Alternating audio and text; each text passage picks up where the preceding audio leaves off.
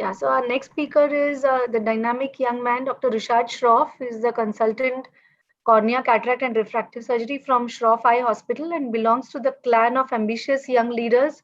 He's going to speak on microkeratome LASIK, the basic essentials. Can you start screen sharing, sir? Yes, ma'am. Yeah. Are my slides visible, ma'am? Yes, yes. First of all, I would like to say thank you to Dr. Chitra for allowing me to give this talk and giving me the opportunity for the same. So I'm going to be talking about microkeratome LASIK and its essentials. I've divided my talk into basically selection criteria, the principle of the microkeratome. I'll be going through the various parts of the microkeratome, the procedure itself, and common complications that we encounter while doing MK LASIK. Now, an ideal candidate for LASIK, it's important to understand the patient's motivation. They should want to be independent from glasses. They should want to be independent of contact lens usage as well. There are cases where we've discussed already about warpage and the vascularity, which we have to take into account, because during MK LASIK, there can be bleeding from the periphery if there's a lot of vascularization post-contact lens wear. The patient profession, again, is important to understand, because in contact-based, if they're in contact-based sports, for example, you would want to avoid a flap-based procedure. The professional reasons, like say if they want to apply for a certain job, then they're keen on doing LASIK, and of course for cosmetic reasons. While understanding which cases, it is important to also understand which cases we should not do LASIK in. So medical history is important, because in certain connective tissue disorders, there's poor healing. Again, patients who are using isotretinoin or medications like amiodarone, there's poor wound healing in isotretinoin, they're dry eyes. So these cases you would want to avoid laser vision correction. The ocular examination is fairly standard, but you have to make sure that there's a stable refraction that should be there before we are going ahead with a LASIK or a laser vision correction procedure. The external evaluation is important. It's important to evaluate the pupils. Large pupils may cause postoperative glare and halos. And an orthoptic evaluation is also important, because these patients, if they have a folia which gets unmasked later, they may give you trouble post the surgery. Slit lamp examination, routinely look for things like gross signs of keratoconus, and there are a couple of other things which I'll come to in the subsequent slides. Corneal topography, I think Sahil already covered. I'll mention just what is important from the microkeratome LASIK point of view. IOP measurements, cycloplegic refraction, and a dilated fundus examination is necessary to rule out fundus pathology. Now, in slit lamp, one thing to be aware of is when you have a small corneal scar in the periphery, a microkeratome LASIK does better. This is one of the instances where a microkeratome LASIK is better than a femto LASIK, because that scar is a potential weak area through which a vertical gas breakthrough, which is like a buttonholing in a femto LASIK, can occur. So in these kind of cases, it's always better to do a microkeratome LASIK. On slit lamp examination, it's also important to look for gut data, because certain corneas, you may have a good thickness, a very good thickness, but they are predisposed to having Fuchs dystrophy, and therefore you should look for this before doing a laser vision correction. For microkeratome LASIK specifically, avoid it if you have a very flat cornea. So normally what I take is between 42 to 46 diopters. Anything flatter than that, I avoid a microkeratome LASIK. Anything steeper than 46, again, avoid a microkeratome LASIK. So what is a microkeratome? It's a precision instrument with an oscillating blade used to cut a corneal flap in keratomiliasis. It was actually discovered, the principle was discovered by Barreker, and it was used in the ALK procedure initially, which was not found to be a very successful procedure, but that's where the microkeratome came into being from. Now, the principle is that the normal cornea is not flat. Now, what we want to achieve is an applanation where we flatten the central cornea so that the oscillating blade can create a hinge flap that is reflected back to expose the stroma for the excimer laser application. So a microkeratome is capable of creating a thin lamellar slice of the cornea at an appropriate depth, which varies from about 90 to 140 microns. The interface should be smooth for the excimer application, and there should be appropriate diameter and hinge of the flap. So this is what the flap anatomy essentially looks like. When you see the flap, I've shown it as a reflected structure. The hinge is what connects the two together. Now, a hinge length of about 5 millimeters or more than that is good, because a narrow hinge causes problems like striae and flap slippage, which leads to suboptimal post-operative outcomes. The stromal bed, at least 8 millimeters, preferably slightly more than that, should be available for ablation. So most of the times in our microkeratome LASIK flaps, they're about 9 millimeters or slightly more than that. Coming to the components of the microkeratome, there are suction rings and vacuum pump. There's checking whether adequate vacuum is achieved by the help of an intraoperative tonometer or an applanation plate. The oscillating blade is one more component, which is the fast moving blade that creates the flap, and the method of moving the blade in the forward direction, which can be either manual or with the help of motors. So I'm just going to show a few videos regarding the components. This is from the SBK, the Moria microkeratome, the 1U plus SBK. These are actually the rings. They come in various different sizes of 0, +1, +2, and +3. The larger the white to white diameter, so it's important to look at the white to white or the corneal measurement, choose a lower value of the ring. So the lower value of the ring has a larger aperture.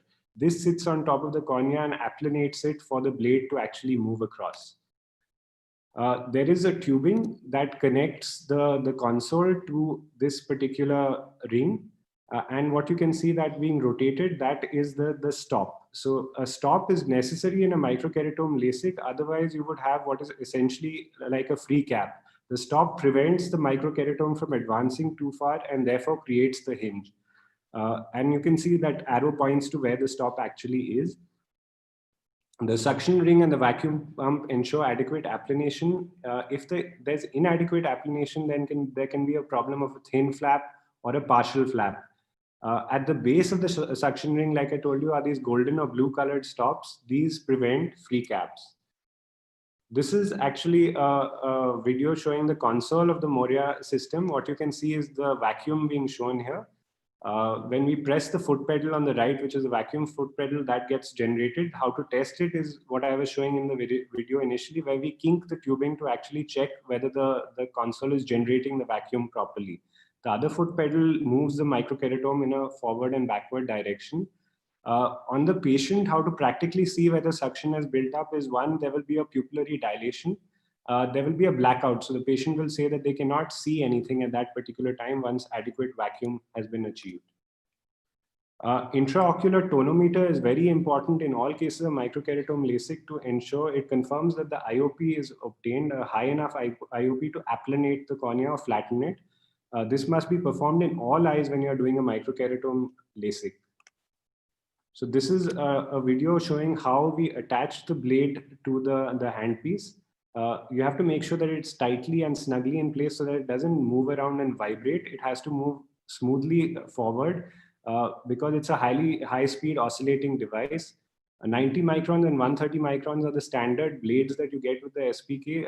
The 90 microns is for better biomechanical stability. However, the thinner flap causes a higher risk of a buttonholing, and risk of striae can be higher also in these cases. The 130 micron flap causes less flap slippage and less striae. However, the biomechanical stability may be a little less in these cases. This is just to show how we go ahead with a dry run of this. Always do a dry run before you actually go ahead and apply this to the patient's eye. So you can see that's the forward movement and the backward movement in the reverse of the foot pedal to basically check if the microkeratome is working properly before you apply it to the patient. So what determines the flap? The blade speed should be good. It varies anyway in different microkeratomes between 7 and 14,000 RPM. The blade angle and sharpness is about 25 to 30 degrees. These are semi-planar flaps in the SBK. They are not exactly like a meniscal flap. Basically, a planar flap means that they are vertical side cuts. So a microkeratome, though it cannot achieve that, in the SBK it achieves a semi-planar flap. The maintenance of the IOP, like I said, is very important. There should be no downward or upward pressure of the surgeon's hand. A downward pressure would lead to a thick flap formation, and an upward pressure may lead to a thin flap or a suction loss. So ensure that you're not pressing down or up. Just a very loose control over the suction ring is necessary to ensure a smooth flap. Ensure a slight nasal show. Again, that's important because the hinge is on the nasal side in the SBK, and we don't want it to come too centrally because that will affect the way the ablation is done. how do we choose the right ring? So when we look at this, this is a chart. It looks very confusing. I'll just give you an example to show you the same. You have to look at the horizontal K values. If it's more than 15 degrees off from the horizontal, the flatter K, then you would look at the Km values. If the astigmatism is also greater than 2 diopters, then the Km would be looked at.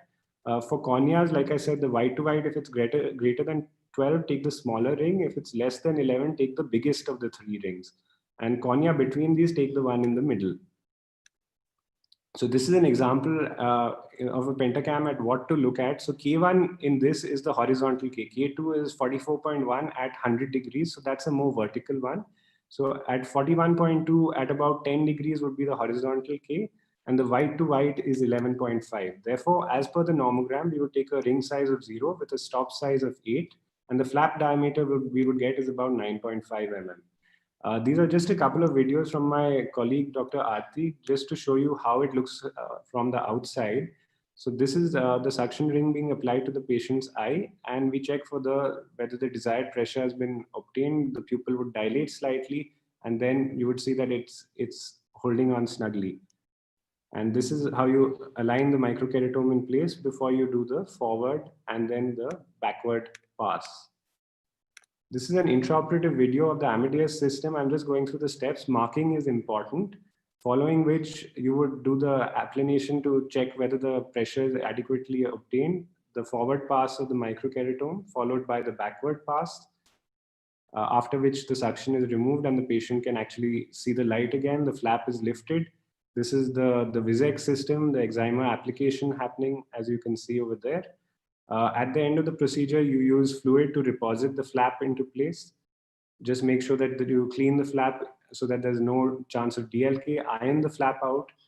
The markings, you should see are aligned properly so that there's no flap slippage. And the last thing is to check the gutter, make sure it's uniform all around. Coming to just the complications which are common, suction loss is a common thing in microkeratome LASIK. It's not as common as with femto because the suction is stronger. However, flat corneas, deep set eyes, narrow palpebral fissures, lid squeezing, and a change in the patient's position or sudden movement can lead to a suction loss. In a microkeratome LASIK, it's better to defer the surgery if this occurs. Buttonholing, like I told you, is a grave consequence. And the risk factors for this are steep cornea, a suction loss, thin flap, the power decrease in the microkeratome, and blade imperfections. If it's been reutilized.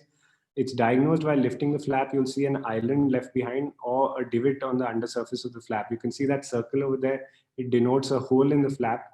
In these kind of cases, don't perform a laser ablation, defer the surgery and do a surface ablation at a later date.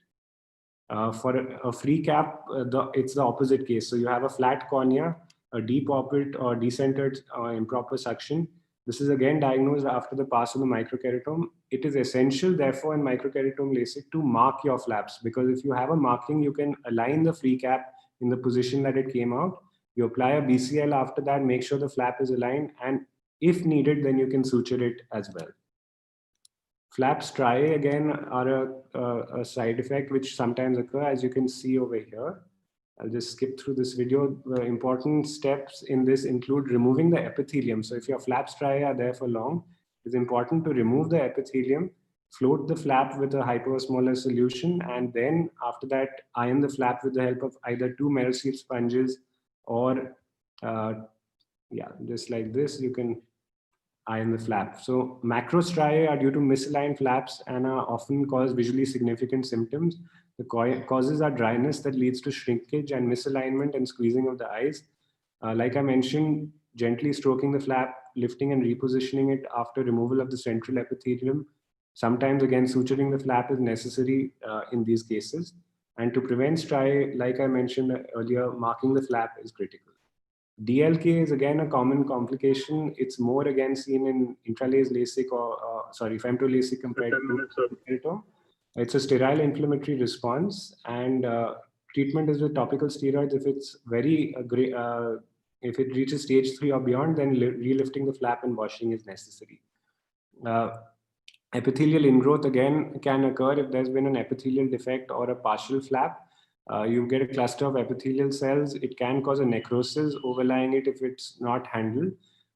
If it's in the periphery, again, you do not need to specifically treat it, just observe it. If it is central and causing visual disturbances, then lift the flap, clean it with mitomycin or with ethanol, and then wash the flap. So these were just a few complications that I wanted to mention. I want to acknowledge some of the videos I took from Dr. Aarti and Dr. Dariel and Mr. Kaushal at Shroff Eye Center. Thank you.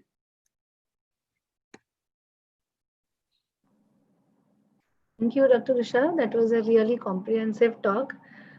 We would be having our next talk immediately on femtoLASIK. So just very briefly, if we could compare the flap of a microkeratome LASIK versus femtosecond, and then we can go on to how we go ahead with the femtosecond LASIK. Just a few points for the benefit of the PGs. So should we do that after the presentation, ma'am, or just? Yeah. Managa? Yes. We take the femtolasic and then take one comparative question. Only thing is that I think normally you take a 8 millimeters flap. When do you make a 9 millimeter? For hyperopes, you would make a 9 millimeter. Larger flap. An astigmatic. So that is there, but not much is asked as far as the technique of microkeratome is concerned, except for maybe the steps. Any other any question? Anaga's Just question. Just one comment about the meniscus and the planar flap. I just wanted to clarify. Meniscus flap is what you get with the microkeratome, where it's thinner in the center and periphery is a little thicker. While with the femto laser, you get a more uniform flap thickness, and it's anatomy blind, where irrespective of the curvature or the thickness or the overall diameter, you get exactly what you need with the femtolasic. I thought Rushad mentioned slightly differently in his presentation when he talked about meniscus flap. He said so it was the same thing, that it's not a, I mean, the periphery is a little thicker only. Perfect. Perfect. What was mentioned. And the variability of the flap, that the thickness of the flap is much more in microkeratome and lesser in the femtosecond. Yeah, so that is definitely there. I mean, there are advantages of the femto, which, I mean. How would we avoid a buttonhole or a free flap?